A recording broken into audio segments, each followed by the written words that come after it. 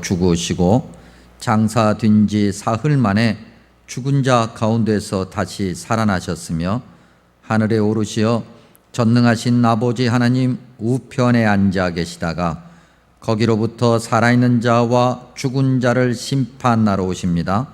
나는 성령을 믿으며 거룩한 공교회와 성도의 교제와 죄를 용서받는 것과 몸의 부활과 영생을 믿습니다. 아멘. 함께 263장을 찬양합니다.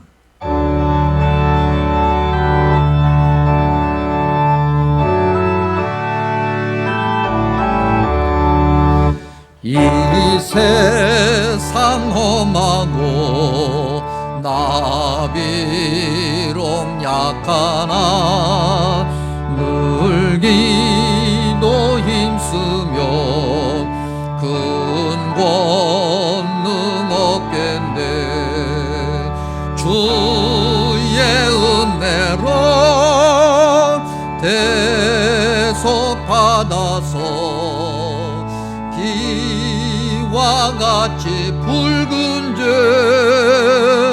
눈같이 이겠네. 주님의 권능은 한없이 크오니 돌 같은 내 마음 건너겨 주소서. 주의 은혜로 대속받아서 비와 같이 붉은 죄 눈같이 이겠네. 내 맘이 약하여 늘 넘어지오니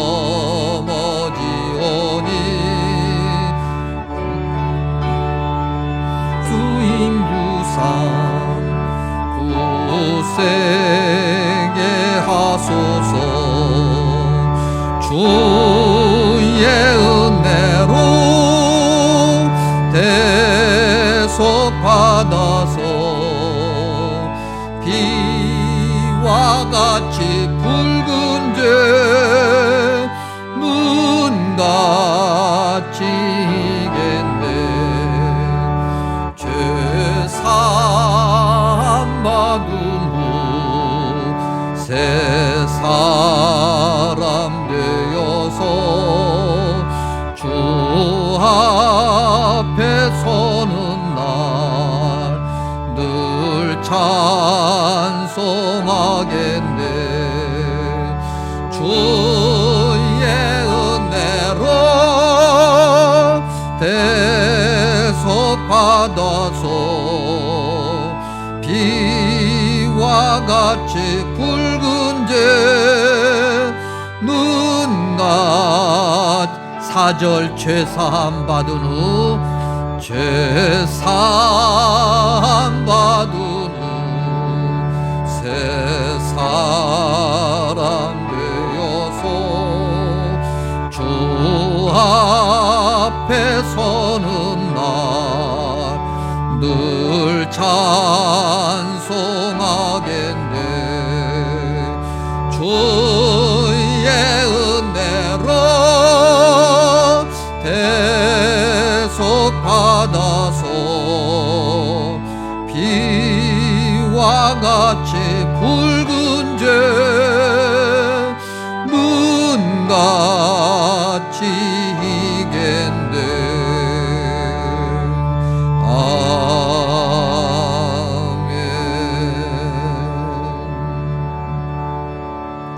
전재춘 장로님 기도하십니다.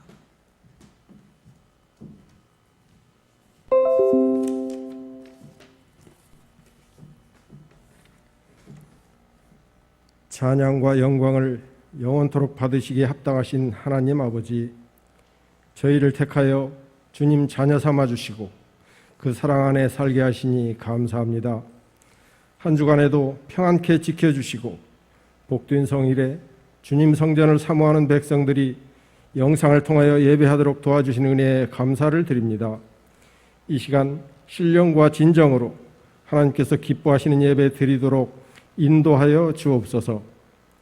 하나님께서는 죄인들을 구원하기 위해 인간의 몸을 입고 이 땅에 오시어 십자가에 달려 죽으시고 3일 만에 부활 승천하시어 저희 죄를 담당하시고 영생을 허락하심에 무한한 감사를 드립니다. 그 큰 사랑 받으며 살고 있음에도 저희는 말씀에 순종하지 못했습니다. 성령님을 모시고 산다 하면서도 기쁨이 없었고 살아있으며 호흡하는 삶 자체가 감사한 일임에도 항상 감사하지 못했으며 쉬지 말고 기도하라고 말씀하셨지만 삶이 기도가 되지 못하였습니다. 주님, 저의 부족한 믿음과 헛된 욕망으로 인하여 지은 죄를 용서하여 주옵소서. 십자가의 보혈로 씻어 정결케 하여 주시고 항상 기도의 삶을 살아가는 주의 백성들 되게 하여 주옵소서. 지금은 사순절을 보내고 있습니다. 이 기간에 주님의 십자가를 깊이 묵상하고 참다운 회개와 기도로 열심을 내게 하옵소서. 절제와 깊은 명상과 함께 경건한 생활을 하게 하시고 죄인들을 위해 순환을 당하신 예수님을 기억하게 하옵소서. 과거 잘못된 삶을 돌아보고 새롭게 각오를 다지며 믿음이 더욱 견고해지는 시간이 되게 하여 주옵소서. 은혜의 주님, 코로나로 인하여 많은 교회가 예배를 중단하는 가운데 있습니다. 그동안 자유롭게 왕래하며 교회당에서 기도하고 예배드리며 마음 놓고 찬양하는 것이 얼마나 소중하고 감사한 일인지 깨달았습니다. 이 재앙을 통하여 모든 세상 사람들이 주님 앞에 떨며 우상 숭배와 죄악에서 벗어나 회개하고 주님 품으로 돌아오는 역사가 있게 하여 주옵소서. 하나님보다 돈을, 하나님보다 명예를 더 사랑한 저희 죄를 용서하여 주옵소서. 코로나에 감염되어 고통 중에 있는 많은 환우들을 위로하여 주시고 회복시켜 주옵소서. 감염을 무릅쓰고 코로나 현장에 뛰어든 자원봉사자와 의료진들, 일선에서 수고하는 모든 관계자들을 지켜 주옵소서. 이 사태로 경제적 고통을 받는 많은 사람들이 안정을 찾고 일상을 회복하게 도와주옵소서. 이번 사태로 이단과 사이비가 다시는 발붙이지 못하도록 온전하게 제거하여 주옵소서. 코로나19를 확산시키는 모든 요인들이 사라지게 하여 주옵소서. 성심교회를 사랑하신 하나님, 다 같이 모이지 못하고 영상 예배를 드리는 가운데 마귀의 책동에 속아 욕심의 편함으로 인하여 성도들이 믿음이 흔들리지 않도록 지켜 주옵소서. 이전보다 더 굳건한 믿음으로 서게 하시고 더 간절히 열심히 기도하게 하옵소서. 특히 믿음이 연약한 어린 영혼들을 관심과 사랑으로 돌보게 하시고 이 시기를 잘 이겨내도록 인도하여 주옵소서. 각 가정의 형편을 아시는 주님, 경제와 질병 등 모든 문제가 해결되게 도와주시고 우리 자녀를 위한 기도가 모두 응답되는 역사가 있게 하여 주옵소서. 투병 중에 있는 정 장로님을 비롯하여 치료 중인 성도님들을 주님의 능력으로 고쳐주시고 그 은혜를 세상에 전하게 하여 주옵소서. 고람대오 119 기도를 드리는 가운데 있습니다. 매일 9가지 기도 제목을 놓고 기도하오니 속히 이 코로나19 사태를 종식시켜 주시고 정상적으로 예배 드리는 날을 허락하여 주옵소서. 이 어려운 시기를 슬기롭게 극복하고 열심히 전도하고 풍성한 열매 거두게 하시어 새롭게 도약하는 성심교회 되게 하여 주옵소서. 주님의 명령에 순종하여 세계 열방에서 복음을 전하는 선교사님들을 도와주옵소서. 열악한 환경에서 안전과 건강 지켜주시고 이 사태를 잘 극복하도록 도와주시며 그 사역 위에 크신 은혜와 복을 내려 주옵소서. 총선이 다가옵니다. 코로나 사태 등 여러 가지 혼란스러운 상황에서 치르는 선거가 공명정대하게 치르도록 도와주시고 진정으로 나라와 국민을 위하여 일하는 참신한 일꾼들을 선출하여 주옵소서. 이 어려운 상황을 잘 극복하고 발전시키는 정치인들 되게 하시고 코로나 사태를 여야의 유불리를 떠나 모든 정치권이 합심하여 잘 극복하게 하시고 정의와 공의가 해같이 빛나는 자랑스러운 이 나라 이 민족 되게 하여 주옵소서. 북한 지도부의 마음을 움직여 주시어 도발을 멈추게 하시고 취약한 환경의 북한 주민 건강을 먼저 챙기도록 인도하여 주옵소서. 성심의 많은 양들을 책임지고 교회를 이끌어 가시는 김신일 목사님의 영육을 강건하게 지켜 주옵소서. 늘 성령 충만, 지혜 충만하여 우리 모두를 은혜의 강가로 이끌게 하여 주옵소서. 목사님 간구하는 기도가 주님 뜻과 일치되게 하시고 이 시대에 크게 쓰임받는 목자 삼아 주옵소서. 오늘 또 말씀을 전하실 때 능력 주시어 선포되는 말씀 가운데 은혜가 충만하게 하시고 저희의 막힌 영의 귀를 열어주시사 그 말씀 가운데 주님의 음성을 듣게 하시고 삶의 지표로 삼아 순종하는 저희가 되게 하여 주옵소서. 교회를 위해 여러 모양으로 애쓰는 이들에게 은총 베풀어 주시고 실시간 영상 예배가 가능하도록 애쓰는 미디어부 집사님의 수고를 기억하여 주옵소서. 이 시간 주의 사랑을 간구하며 예배드리는 백성들에게 한없는 은총 베풀어 주옵시기를 간절히 원하옵고 사랑이 많으신 예수님 이름으로 기도하옵나이다. 아멘.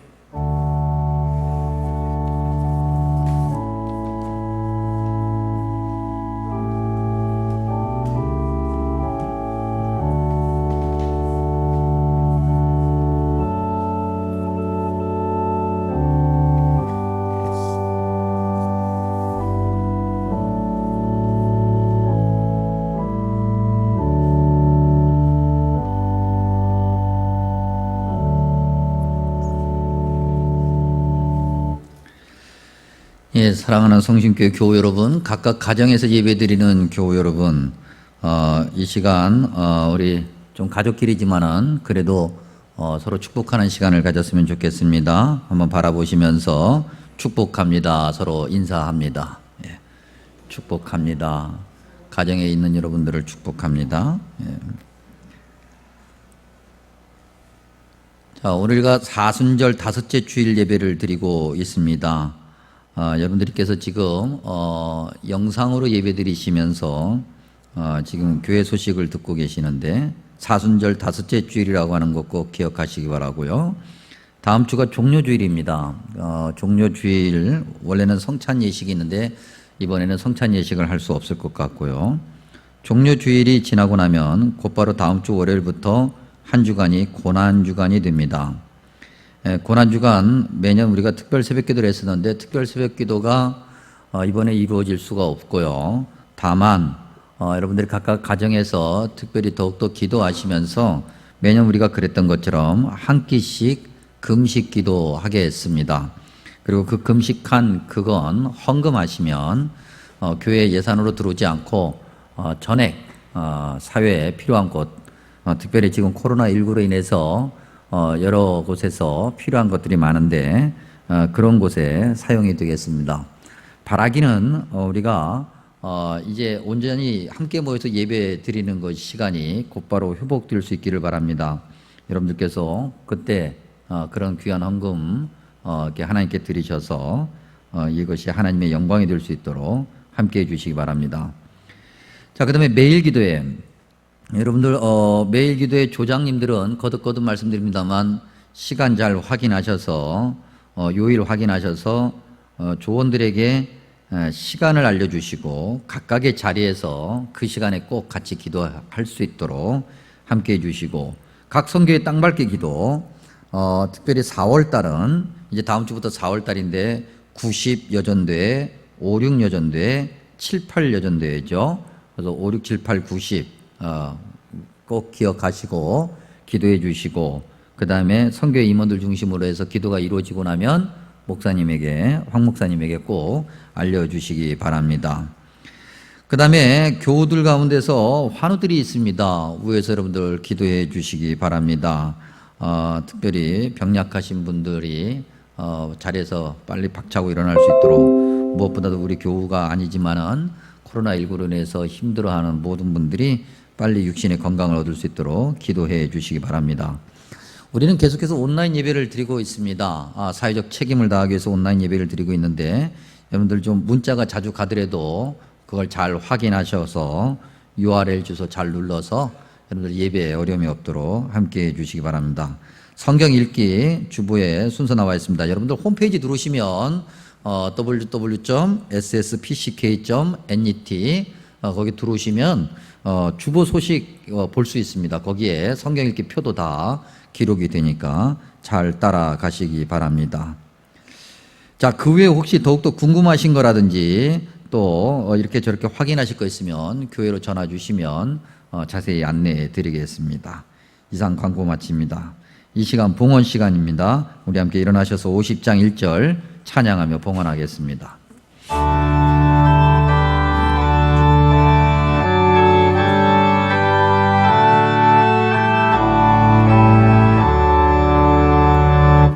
내게 있는 모든 것을 아낌없이 누리네.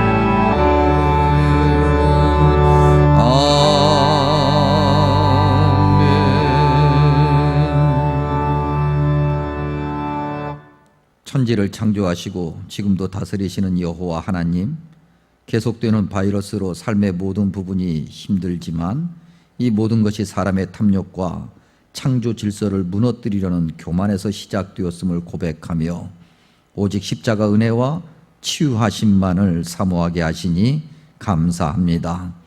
우리의 죄를 고백하고 오직 주님의 은혜였기에 지금까지 살 수 있었음을 감사하며 주님을 예배하고 주님께 예물을 드립니다.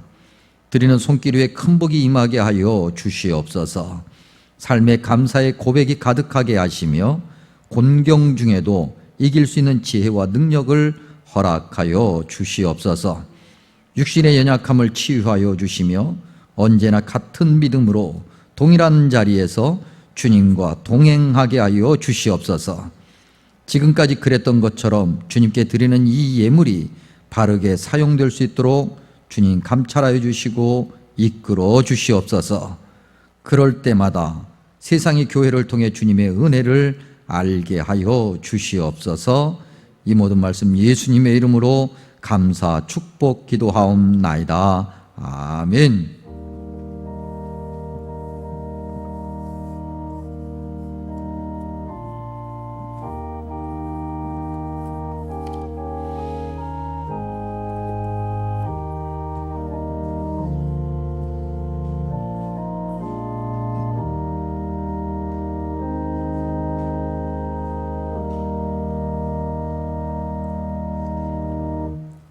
하나님의 말씀 보겠습니다. 마태복음 13장 18절에서 23절까지의 말씀입니다. 성도 여러분, 마태복음 13장 신약성경 21면에 있는 마태복음 13장 18절에서 23절까지의 말씀입니다. 우리 가정에 계시는 성도 여러분들께서 지금 마태복음 13장이라는 것을 지금 들으셨기 때문에 조금 찾는 데 시간이 걸릴 것 같습니다. 자, 마태복음 13장 18절에서 23절까지의 말씀 한 절씩 교독하겠습니다. 그런즉 씨 뿌리는 비유를 들으라.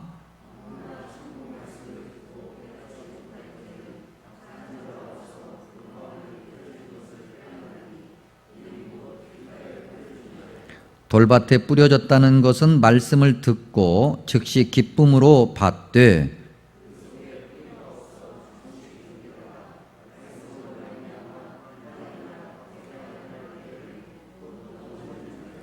가시떨기에 뿌려졌다는 것은 말씀을 들으나 세상의 염려와 재물의 유혹에 말씀이 막혀 결실하지 못하는 자요.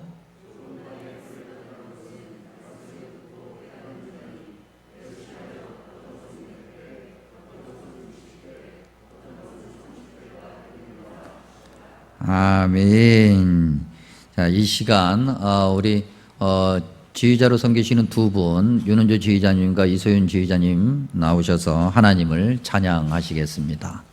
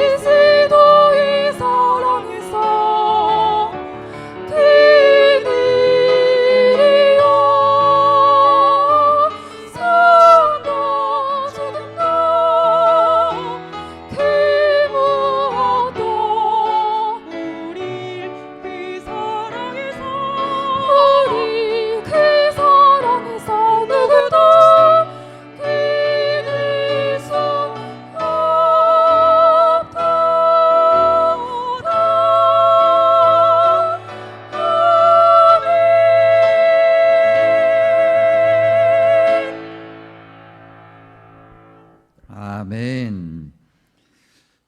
두 분 지휘자님을 통해서 하나님께서 우리에게 그리스도의 사랑 안에서 끊을 수 없다라고 하는 귀한 찬양의 선물을 주셨습니다. 우리가 아무리 어렵고 힘들더라도 주님의 사랑 안에 거할 때 진정한 행복을 누릴 수 있다고 하는 것을 꼭 기억하시기를 바랍니다. 오늘 우리에게 주신 마태복음 13장 18절에서 23절 우리에게 너무나도 잘 알려져 있는 그런 소위 네 가지 땅에 떨어진 씨 비유에 관한 내용입니다. 오늘 우리가 읽은 말씀은 1절에서부터 23절까지 한 토막으로 되어 있는 것 중에 한 부분입니다.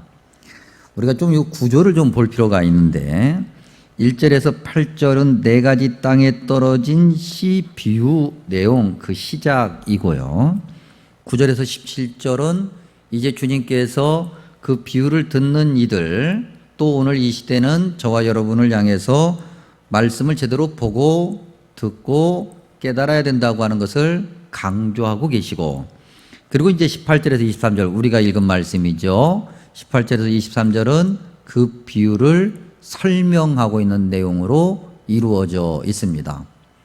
두 가지, 네 가지 땅에 떨어진 그 씨 비유가 이제 앞뒤에 이렇게 자리하고 있고 가운데에 9절에서 17절의 내용이 있죠. 그렇기 때문에 9절에서 17절의 내용을 중심으로 이 비유가 설명되고 있는데 우리가 9절에서 17절 안에 있는 몇 가지 표현을 좀 다시 한번 확인해 봐야 되겠습니다.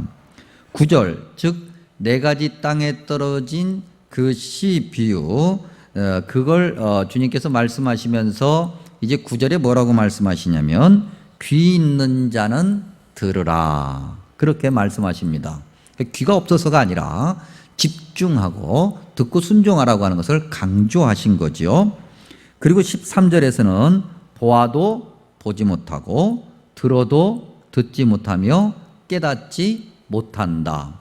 형식적인 거죠. 눈으로 보고 귀로 듣긴 했지만 깨닫지 못하는 것에 대한 안타까움을 주님께서 말씀하고 계시고 그리고 14절과 15절에서는 이사야서 6장 9절과 10절 말씀을 인용하시면서 보고 듣고 마음으로 깨닫는 것이 얼마나 중요한 것인가를 강조하고 계십니다. 자, 그러면 이제 네 가지 땅에 떨어진 씨 비유 우리가 잘 알고 있듯이 그럼에도 한 번 더 확인해 보면 씨를 뿌리는 자는 주님이고요. 그 다음에 씨가 뿌려진 네 가지 형태 길가, 돌밭, 가시떨기, 좋은 땅은 말씀을 듣는 우리의 마음밭을 믿음의 주소, 믿음의 상태를 이야기하고 있죠. 종합해 보면 23장 1절에서 23절의 내용은 한마디로 말하면 하나님의 말씀을 듣는 우리 믿음의 자세 어떻게 듣느냐 어떻게 보느냐 그 자세에 따라서 확인되는 우리 믿음의 상태 주소를 확인하여 주님이 원하시는 모습 깨닫는 모습으로 그렇게 성장해야 된다고 하는 것을 주님께서 말씀하고 계시죠. 특별히 주님께서 말씀하시면서 이제 18절에서 23절은 이 비유를 설명하고 계시는데 오늘 그 비유의 설명을 통해서 몇 가지 영적인 교훈을 얻게 됩니다. 첫 번째는 말씀을 듣는 네 가지의 형태가 있는데 좋은 땅을 제외한 세 가지 즉 길가, 돌밭, 가시떨기는 사실은 같은 거죠. 다른 것 같지만 같다고 하는 겁니다. 말씀을 이제 우리가 참 읽어봐서 알겠습니다만은 19절부터 시작돼서 22절까지가 세 가지의 형태를 소개하고 있고 23절에서 좋은 땅을 소개하고 있는데 세 가지 형태와 좋은 땅의 결정적 차이는 열매가 있느냐 없느냐에 있잖아요. 그러니까 앞에 세 가지는 이렇게 저렇게 다 다양한 모습을 가지고 있지만은 결국에는 열매가 없는 것이고 좋은 땅에만 열매가 있으니 결과적으로 볼 때 앞에 세 가지가 이렇게 저렇게 다르게 보여도 같은 거예요. 여러분 우리는 이 어떤 비유를 보면서 우리의 믿음의 모습을 보게 됩니다. 오늘 말씀을 듣는 이들이 결국 교회 다니는 사람들이고 저와 여러분 같이 예수님을 믿는 사람들인데 우리의 믿음이 어떠냐는 거죠. 사실 놓고 보면 우리의 믿음이 50보 100보인 거죠. 그 어떤 사람은 50걸음 나간 것이고 어떤 사람은 100걸음 나간 거기 때문에 믿음에 굉장한 차이가 있는 것처럼 보이지만 사실은 별로 차이가 없는 거예요. 물론 이렇게 별로 차이가 없다라고 이야기하는 이유가 그러니까 뭐 다 교회 뭐 오래 다녀도 또 교회 직분이 달라져도 뭐 다 그게 그건데 뭐 이렇게 믿음 생활하면 되지 이러라고 이 얘기를 하는 것이 아니라 이렇게 믿음이 다른 속에서 믿음의 형태가 다른 속에서 우리가 가져야 될 올바른 믿음의 자세가 무엇인가를 말하고자 함인데 먼저 부정적인 것부터 얘기하면 믿음이 별로 그렇게 차이가 없어요. 50보 100보인데도 불구하고 우리는 서로를 바라보면서 어떻게 그럴 수 있느냐라고 상대의 믿음을 평가하려고 하는 잘못된 습관을 가질 수 있어요. 50보에 있는 사람이 100보에 있는 사람을 놓고 그렇게 평가한다고 하는 거죠. 예를 들면 우리가 흔히 그런 얘기 하지 않습니까? 아유, 권사님이 왜 그래? 장로님이 왜 그래? 그래도 목사님인데 이렇게 이야기하면서 우리가 서로를 향한 믿음의 평가를 내리고 나는 그래도 50보에 있는 자인데 100보에는 네가 나보다 나아야 되지 않느냐라고 이야기한단 말입니다. 오히려 오늘 이 비유에서 이야기하려고 하는 것은 그러한 믿음의 모습을 가지라고 하는 것이 아니라 오히려 100보에 있는 믿음을 50보에 있는 사람이 보고 저 사람은 어떻게 해서 50보를 더 나갔을까 그 믿음을 보고 배우고자 하는 도전의식을 가지라고 하는 거죠. 길가에 있는 자는 돌밭을 바라보고 돌밭에 있는 자는 가시떨기를 바라보고 가시떨기에 있는 자는 좋은 밭을 바라보면서 그렇게 믿음의 진일보를 나가기 위해서 힘쓰고 애쓰라고 하는 의미에서 이 말씀을 하고 있다고 하는 거죠. 넓은 의미에서는 50보 100보 다 비슷하게 보이지만 그 안에서 우리의 믿음의 노력함이 있어야 되겠다고 하는 것을 이 비유에서 말하고 있는 것이고 이 비유를 통해서 우리가 가져야 될 두 번째 교훈은 지금까지 계속 이야기하는 것처럼 한 가지만 다르다고 그러지 않았습니까? 세 가지는 거기서 거기고. 근데 이걸 우리가 이제 조금 아주 단순하게 좀 확률로 놓고 보면요. 100이라고 하는 것을 믿음 생활하는 이들이 전체로 믿음 생활하는 이들이 가져야 되는 어떤 전체의 모습으로 놓고 봤을 때 세 가지 중에 하나니까 제가 산수를 그렇게 잘하지는 못하는데 놓고 보면 25% 되겠죠. 그 좋은 땅이라고 하는 건요. 나머지 75%는 길가, 돌밭, 가시떨기예요. 그러니까 결국 칭찬받는 믿음의 모습을 가지려고 하면 25% 안에 들어가야 되는 거죠. 이게 100명을 놓고 보면 25명이나 되니까 좀 많아 보이는데 10명으로 따진다면은 최소한 사람이 2.5명으로 나눌 수 있는 건 아니니까 최소한 2등 안에는 들어가야 되는 거예요. 우리 교우 여러분이 학교 다니실 때 공부를 어떻게 하셨는지는 잘 모르겠습니다만 근데 100명 중에 25등 들어가는 거 쉽습니까? 쉽지 않습니다. 그렇죠? 굉장히 열심히 해야 됩니다. 만약에 10명으로 놓고 따졌을 때 2명 안에 들어가야 돼요. 1등과 2등만 되는 거죠. 그러면 쉬울까? 결코 쉽지 않죠. 아주 어렵습니다. 일부 예배 때는 제가 말씀드리지 않았습니다만 제가 한국에서 대학원 시험을 볼 때 대학원에 들어갈 때 3번 제가 떨어진 적이 있다고 몇 번 말씀드렸습니다. 3번을 굳이 변명을 해보면 왜 떨어졌냐면 한 명밖에 안 뽑으니까. 그 지원은 몇 명이 아니면 6명, 7명 이렇게 지원을 한 거예요. 그러니까 1등이 아니면 다 떨어지는 거예요. 1등하고 아무리 점수 차이가 근소하다 할지라도 제가 0.3점 차이로 떨어진 적도 있는데 아무리 근소해도 1등이 아니면 안 되는 거예요. 10명 중에 2등 가는 건 쉬울까? 쉽지 않아요. 정말 노력해야 돼요. 그리고 10명 중에 그 2등을 계속 유지하려고 하면 그보다 더 많은 노력을 해야 되는 거예요. 여러분, 믿음 생활 대충 하지 말라는 이야기입니다. 우리가 세상에도 그러지 않습니까? 뭐든지 열심히 하면 성공한다고 격려하는데 영혼의 생명을 결정하는 우리의 믿음 생활을 대충 해서 쓰겠는가? 오늘 이 비유를 통해서 확인하게 되죠. 정말 열심히 해야 돼요. 최선을 다해야 돼요. 그리고 그 25% 안에 들어가서도 25% 밖으로 안 나가기 위해서 애를 써야 된다고 하는 겁니다. 여러분, 이제 코로나19 사태로 이단들의 모습이 지금 속속 드러나고 있습니다. 지난 주간에는 만민중앙교회라고 그렇게 또 언론에 이렇게 등장을 했죠. 그 언론에 등장하는 만민중앙교회 보고 또 사람들이 또 교회라고 그렇게 얘기하는데, 만민중앙교회는 우리가 알고 있는 것처럼 이단입니다. 이미 그 단체의 장이었던 이재록 씨가 여러 가지 정말 사회적 추문 때문에 이미 수감되어 있는 상태이죠. 여러분, 그런 이단들도 자기들이 믿는 그런 진리, 자기들이 생각하는 그 최선의 믿음의 모습을 위해서 너무나도 노력하고 애쓰고 있는 거 우리가 보게 됩니다. 여러분, 신천지는 어떻습니까? 신천지는 14만 4천이라는 요한계시록의 그 숫자를 잘못 해석해서 자기들만이 그 안에 들어간다고 생각을 하고 있고, 또 그 안에 들어가기 위해서 정말 죽도록 노력해야 된다고 그렇게 가르치고 그렇게 믿고 있어요. 그래서 그들의 모든 재산을 팔고 시간을 바치고 그들의 모든 것을 다 거기다가 올인하면서 목숨까지 걸면서 그렇게 열심히 신앙생활하고 있다고 하는 거죠.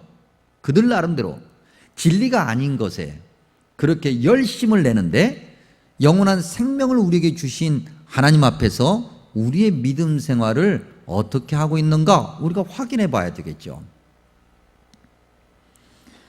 세 번째, 우리가 지금 이 비유를 통해서 얻게 되는 영적인 교훈, 이 세 가지 모습과 마지막 믿음의 모습을 계속 지금 놓고 비교해 보고 있는데, 그 결정적인 차이가 뭘까? 즉 25%와 나머지 75%의 결정적인 차이, 그것은 중심이 어디에 있느냐에 따른 거예요. 무게중심 말입니다. 여러분, 21절에 보니까 환난이나 박해가 일어난다 그랬습니다. 환난이나 박해가 일어나서 나를 아직 덮치지 않았어요. 덮치기 직전이에요. 환난과 박해가 일어나고 환난과 박해가 지금 눈에 보이고 그 환난과 박해가 나를 향해서 거침없이 다가오고 있어요. 그때 어떤 반응을 보이느냐? 또한 22절은 세상의 염려와 재물의 유혹이라고 그랬습니다. 이 마태복음의 병행 구절이 마가복음에도 있고 누가복음에도 있는데, 마가복음에는요 세상의 염려와 재물의 유혹에 하나를 더 더해요. 기타 유혹이라고 하는 것, 우리가 살면서 겪게 되는 모든 것. 그리고 누가복음 8장 14절은 향락, 기쁨, 내 만족, 그걸 거기다 집어넣어요. 다시 말하면은 이 무게중심이 앞에 세 가지에는 철저하게 나에게 있는 거예요. 그래서 환난이 다가오고 박해가 다가오면은 내가 어떻게 해야지? 야, 저걸 지금 어떻게 맞서야만이 내가 손해를 안 볼까라고 생각한다는 거죠. 세상의 염려와 재물의 유혹, 그 다음에 욕심, 향락, 이런 것은 피부로 느끼는 거예요. 그렇게 환난과 박해로 인해서 경험하게 될 그 현실적인 문제, 그것을 만났을 때 나는 어떻게 해야 되느냐라는 생각을 한다는 거예요. 그러면 여러분 어떤 생각이 들겠습니까? 세상의 논리, 어떤 주장, 이론들, 이런 것들이 내 귀에 들어오겠고, 안 그래도 내 안에도 그런 생각들이 있었는데 그런 생각들과 그런 외부에서 들어오는 것들이 서로 맞물려서 어떻게 얘기합니까? 그래, 맞아, 지금은 이렇게 해야 돼, 이런 생각을 하게 되죠. 물론 우리가 생각 없이 살라는 것은 아닙니다. 여러 가지 생각을 해야 되고 지혜를 짜내야 되죠. 그러나 중요한 것은 우리의 무게중심이 하나님에게 있느냐 우리 자신에게 있느냐, 이거에 따라서 같은 생각을 한다 할지라도 결론은 너무나도 다르게 나오는 거죠. 무게중심이 하나님께 있다고 한다면 우리가 잘못된 결정을 했다 할지라도 하나님께서 그것을 고치셔서 하나님의 영광을 받으시겠고, 우리의 삶의 무게중심이 있다고 한다면, 나라고 하는 그 존재의 무게중심이 있다고 한다면 우리가 생각하는 그 행동이 하나님의 영광을 나타내지 못하고 오히려 우리의 이익을 대변하는 것으로 끝나지 않겠습니까? 여러분, 거듭거듭 생각해 봅니다. 지금 이 시대에 환난과 박해가 어디 있을까? 지금 코로나19 사태로 우리가 여러 가지 어려움을 겪고 있지만 이 어려움을 과연 환난과 박해라고 얘기할 수 있을까? 우리가 표현하기 위해서 환난과 박해라고는 이야기할 수 있을지 모르겠으나 사실 성경에서 기록한 환난과 박해, 그 다음에 성경에서 기록한 여러 가지 어떤 위험적인 요소들, 위협적인 상황들과는 비교할 수가 없는 거예요. 그런데 우리는 그런 상황들을 딱 만날 때마다 너무나도 쉽게 고민했다 할지라도 그 고민이 하나님이 원하시는 고민이 아니라, 하나님이 이렇게 하면, 내가 이렇게 하면 하나님이 기뻐하실까에 관한 그런 고민이 아니라 나라고 하는 내 형편, 나의 경험, 나의 신앙적 어떤 형태의 모습 속에서 나오는 고민으로 결정해요. 그래서 뭐라고 얘기하면, 그래 이렇게 하면 되지, 뭐 꼭 그래야만 돼? 꼭 그것만이 믿음이야? 라고 생각하고 그렇게 말하고 그렇게 행동한다는 거죠. 조금 더 나아가서 오늘 이 세 가지 신앙의 모습 속에서 우리가 볼 수 있는 게 뭡니까? 길가, 돌박, 가시떨기. 길가에 있는 자하고 가시떨기 있는 자가 조금은 차이가 있을지 모르겠지만은 다 비슷하면서 어떤 모습을 보게 되냐면 아는 것이 병이다라는 생각을 하게 됩니다.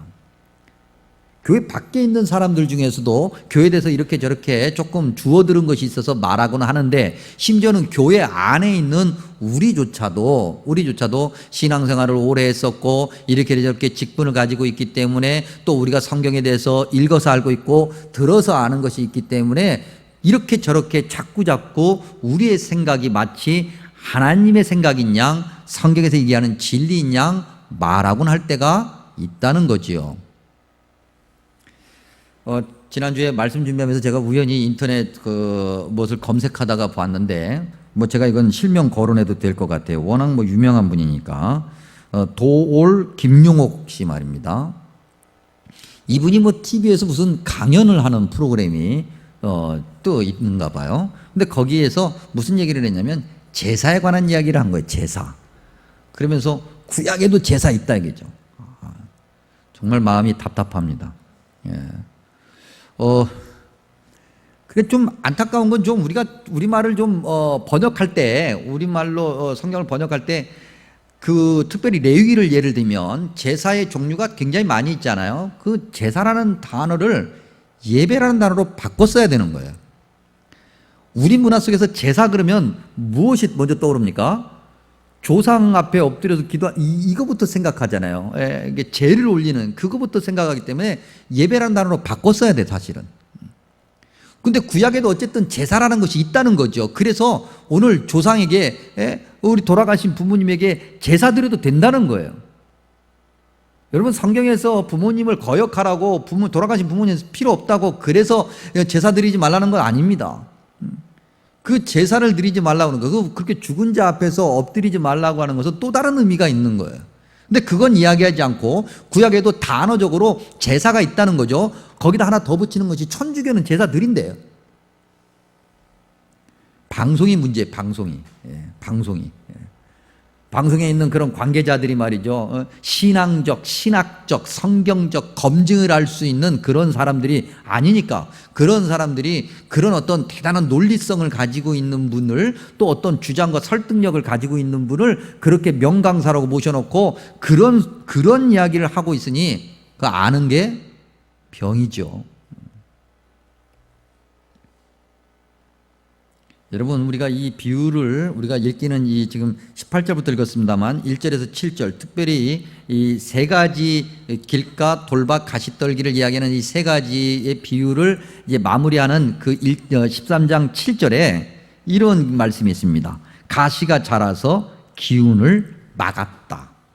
막았다라고 하는 이 표현을 영어 성경에서는, 이거 원래 헬라어에서도 그런 의미인데 어떤 의미냐면 초크예요. 초크가 뭐죠, 여러분? 뭔가 목에 걸리는 거예요. 목에 걸리면 조금 있으면 죽어요. 즉 그 세 가지는 다 영적으로 죽는 거예요. 어떤 사람은 성경을 좀 많이 알아서 대단해 보이고 어떤 사람은 성경을 몰라서 참 믿음이 연약, 그래도 하나님이 원하시는 고민을 하고 하나님이 원하시는 그대로 순종하고 엎드려 기도하고 그러지 않으면 결과적으로 어떻게 돼요? 죽어요. 영적으로 죽는 거예요.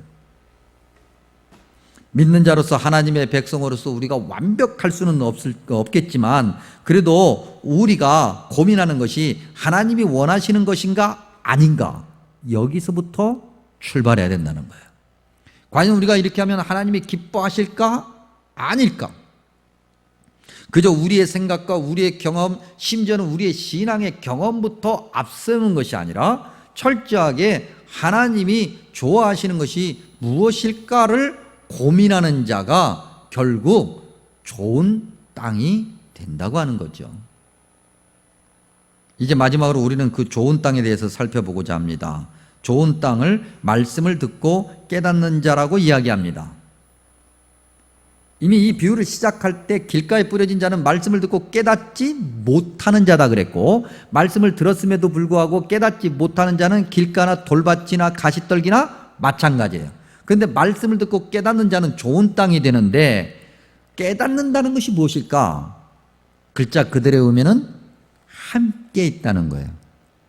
함께 있으면서 같은 말을 하는 거예요. 내 생각을 잔뜩 가지고 주님과 함께 있으면 주님의 말을 할 수가 없어요. 주님과 함께 있으면서도 계속해서 이야기하겠죠. 주님 그 얘기가 아니고요, 왜 자꾸 그렇게 얘기하세요? 그렇게 말하겠죠. 그런데 함께 있다라고 하는 것은 내 생각을 없애는 거예요.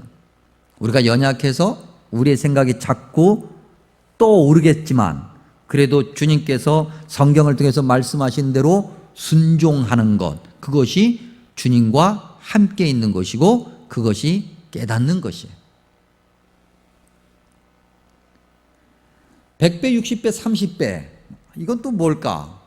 우리가 생각하기에 100배, 60배, 30배, 100이라는 숫자, 60이라는 숫자, 30이라는 숫자는 차이가 있어요. 그래서 마태복음과 마가복음은 이걸 동일하게 그냥 기록했는데 누가복음에 와서는 이걸 그대로 이야기하면 오해가 생길 것 같아요. 그래서 누가복음에서는 100, 60, 30이라는 것을 빼버려요. 왜 뺐냐면 사람들이 생각하기를 그래 100이 낫지, 60보다는 100이 낫잖아요. 30보다는 60이 낫고, 그러니 100과 30은 비교할 수가 없는 거예요. 마치 좋은 열매를 맺는 것이 내가 좋은 땅이기 때문에 내가 뭔가를 잘해서 얻어내는 것처럼 착각하고 그것으로 차별을 만들고 그것으로 또다시 교만함에 변질되어서 그 세 가지 모습으로 돌아가 버릴까 봐. 그래서 누가복음에서는 그걸 빼죠. 100개의 열매를 맺고 60개의 열매를 맺고 30개의 열매를 맺는 것은 주님께서 하시는 거예요. 우리가 주님과 함께 했을 때 주님께서 주님이 원하시는 열매를 맺어요. 양이 문제가 아니라 그야말로 주님이 원하시는 질이 문제인 거예요. 아무리 많아도 주님이 원하시는 것이 아니면 소용이 없는 거예요. 아무리 적어도 주님이 원하시는 거면 그것이 가치 있는 거예요. 그러므로 우리가 대단해서 열매를 맺는 것이 아니라 우리는 그저 주님과 함께하고 주님과 순종했을 뿐인데 주님께서 부족한 우리를 통해서 주님이 원하시는 것을 이루어 가신다고 하는 거죠. 그러므로 우리가 해야 될 일이 뭐예요, 여러분? 순종하는 거죠. 그대로 아멘하고 이해하는 것이고 열심히 우리의 믿음의 자리를 지키며 주님이 원하시는 그때까지 끝까지 가는 거예요. 그렇게 끝까지 가야 돼요, 여러분. 특별히 코로나19 사태로 지금 심각한 이때 어찌 보면 이것이 좋은 기회이기도 하죠. 우리의 믿음의 자리를 확인할 수 있는 기회잖아요. 아 그래 뭐 잘됐다, 야 어우 야 바쁘고 힘들데 또 교회도 먼데 야 이렇게 인터넷으로 예배 드리니까 뭐 이것도 나쁘지 않네, 이런 것이 아니라 말이죠. 이런 것이 아니라 주님을 향한 열정으로, 주님을 향한 열정으로, 아 그래 더더욱 열심히 더 예배 드려야 되고, 우리 장로님 기도했던 것처럼 함께 모여서 예배 드릴 수 없는 것이 얼마나 안타까운가. 함께 모여서 예배드리고 그동안 교회 마음 놓고 올 수 있었고 마음 놓고 찬양할 수 있는 것이 얼마나 큰 복이었는가를 확인하는 기회가 되는 거지요. 그래, 우리의 믿음이 너무나도 열심을 내지 못했어. 그래, 25% 안에 들어갔어야 되는데, 그래서 그 25% 안에서 정말 열심히 신앙생활을 했어야 되는데 내가 그렇지 못했네 라고 하는 것을 확인하는 기회가 된다고 하는 거죠. 주님이 원하시는 것이 무엇인가를 놓고 고민하는 거예요. 무게중심이 나에게 있는 것이 아니라 하나님께 있는 그러한 믿음의 모습을 다시 한번 확인하는 기회가 되어야 되겠다는 거죠. 오늘 주님께서 우리에게 주신 말씀 중에서 23절 말씀 너무나도 중요한 말씀입니다. 23절 말씀을 다시 한번 읽습니다. 좋은 땅에 뿌려졌다는 것은 말씀을 듣고 깨닫는 자니 결실하여 어떤 것은 100배, 어떤 것은 60배, 어떤 것은 30배가 되느니라 하시더라. 아멘. 기도합니다. 자비롭고 은혜로우신 아버지 하나님, 오늘도 변함없이 우리를 예배의 자리로 불러주시니 감사합니다. 주님, 교회가 교회다운 그런 모습으로 세상을 향해서 서게 하시고 또한 사회적 책임을 다하며 그렇게 신뢰받는 교회로 서게 하여 주시니 감사합니다. 이제 아버지 하나님, 우리의 연약한 믿음이지만은 주님 앞에 엎드려 기도하며 주님을 예배하며 각각의 자리에서 주님 말씀에 아멘으로 순종하오니 주여 우리에게 큰 복 허락하여 주시고 우리로 인해서 세상이 주님의 능력과 은혜와 사랑을 알게 하여 주시옵소서. 자비롭고 은혜로우신 주님, 여전히 세상이 혼란스럽고 어지럽고 힘들고 고통스럽습니다. 주님, 육신의 연약한 가운데 이들을 붙들어 주시고 고쳐 주시며 여러 가지 힘든 환경 가운데서도 수고하며 쓰는 모든 이들 마음에 평강과 위로를 허락하여 주시옵소서.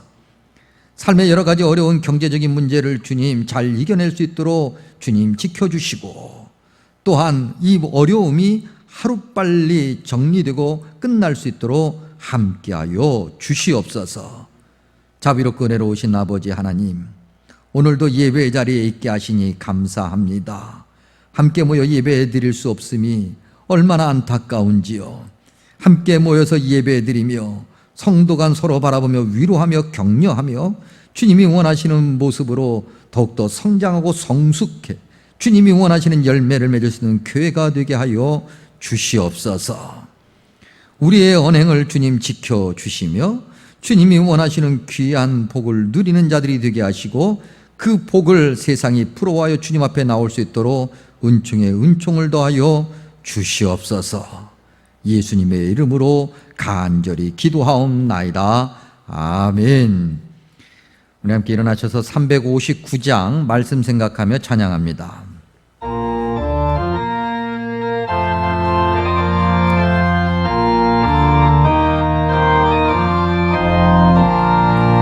천성을 향해 가는 성도들아, 앞길의 장애를 두려워 말라. 성령이 너를 인도하시리니 왜 지체를 하고 있느냐. 앞으로 앞으로 전성을 향해 나가세. 전성문만 바라고 나가세. 모든 천사 너희를 영접하러 문 앞에 기다려 서 있네. 너 가는 길을 누가 비웃거든 확실한 증거를 보여주어라. 성령의 진이 감화하여 주사 그들도 참기를 찾으리. 앞으로 앞으로 전성을 향해 나가세. 전성문만 바라고 나가세. 모든 천사 너희를 영접하러 문 앞에 기다려 서 있네. 너 가는 길을 모두 가기 전에 내 손에 든 검을 꽂지 말아라. 적막이 흉계 모두 깨뜨리고